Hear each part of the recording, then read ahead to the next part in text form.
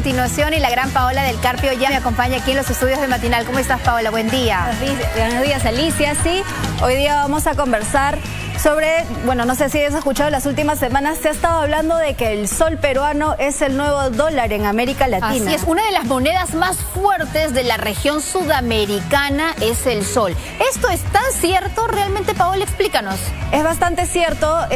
Hemos construido a lo largo de los años, los últimos 30 años sobre todo, una fortaleza macroeconómica muy importante. Y de hecho, si vemos lo que está ocurriendo en este momento en otros países, en todos lados se mueve el tipo de cambio, ¿no? En todos lados aumenta el valor del dólar o baja, dependiendo del caso.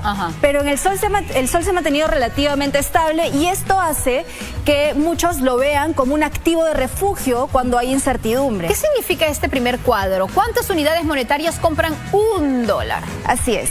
En este cuadro, algo bien interesante que vemos es cuánto ha cambiado el tipo de cambio de algunos países de la región en los últimos 22 años, ¿no? Desde el año 2001 hasta este año, el tipo de cambio, cuántos soles necesito para comprar un dólar, se ha aumentado 8% aproximadamente. Ahora está bordeando los 4, ¿no? Ahorita está en 3.80 más o menos, y algo interesante es, nosotros sabemos que está más o menos 3.80, se puede mover un poquito hacia arriba, un poquito hacia abajo, pero no esperamos grandes aumentos, o sea, no es que ni grandes caídas de una semana a otra. No ocurre eso por cómo se maneja nuestra política monetaria, ¿no? Pero veamos lo que ha ocurrido en otros países en los últimos 22 años. En Chile, el tipo de cambio aumentó 48%. En México, en Colombia, en Brasil, estamos hablando de más de 100%. O sea, más que duplicado el tipo de cambio. ¿Qué significa esto?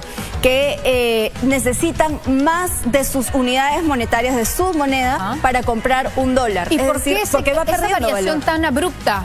¿Por qué se da? O sea, en realidad, en el tiempo, sí, el tipo de cambio tiene que ver con factores internos y factores externos, ¿no? La economía se mueve, pero en el Perú en particular, algo que tenemos muy importante, lo primero, un banco central de reserva independiente, muy técnico, reservas internacionales, de eso vamos a hablar en un minuto, y también esto de la flotación sucia, no sé si has escuchado.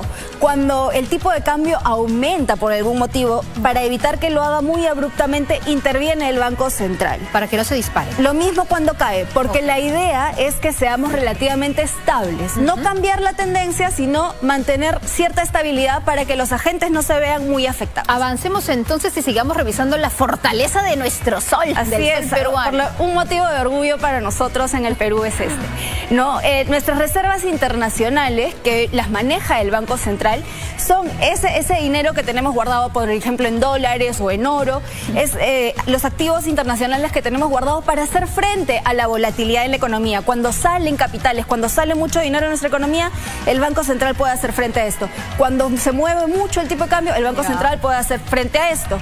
Entonces, las reservas, tener bastantes reservas, también da la señal al mercado de que somos capaces de pagar nuestras deudas de corto plazo. Este 29.4% que tiene Perú, ¿qué significa?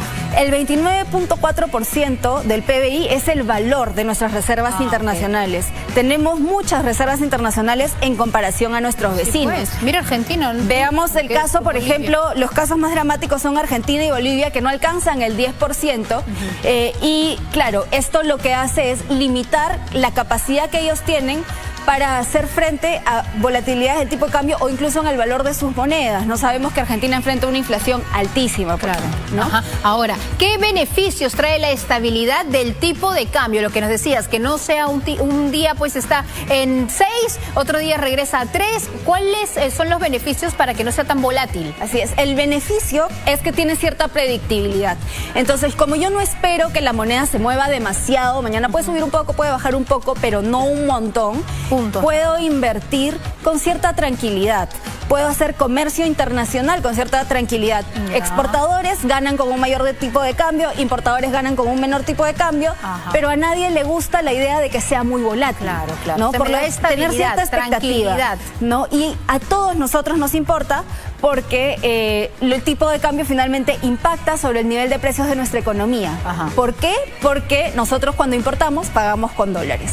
¿no? Entonces, si esto es volátil, nuestros precios también son volátiles y eso no nos gusta. Entonces, estabilidad en los precios, lo que me permite entonces yo poder manejar un poco, ¿no?, mi economía, saber que más o menos esto es lo que voy a gastar al mes y al año.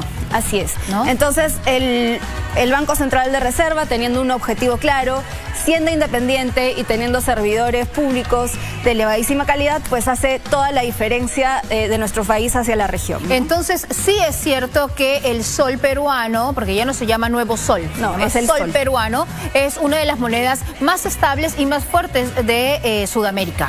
Sí, es totalmente cierto. Así que ese es un factor de orgullo para nosotros y es algo que no debemos perder, ¿no? Es algo que nos ha costado mucho trabajo lograr. Yo estoy segura de que si nos trasladáramos en el tiempo a los años 80 y le contáramos a alguien que el sol es el nuevo dólar latinoamericano, se reirían. Se reirían, ¿no? Pero lo cierto es que es cierto, ¿no? Y hay que quedarnos entonces tranquilos y saber manejar también nuestras economías. Muy bien. Muchísimas gracias, Paola. Gracias por acompañarnos y por traernos toda esta información. Pero escúchame, a mí me parece más que enriquecedor, permíteme, Paola, porque finalmente hemos hablado en otras semanas, Alicia, lo hemos hecho también con diferentes momentos de Facilito, que si la economía, que si la reactivación, que si la reinversión o no, y finalmente resulta enriquecedor conocer en macro cuál es el análisis mundial y esto además que sea visto por los empresarios de afuera y vengan a generar más empleo. Porque ustedes habrán visto que muchas veces cuando hay crisis la gente compra dólares porque se pone nerviosa.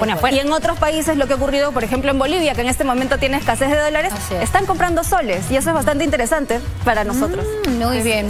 Muchísimas gracias, Paola, por toda la información.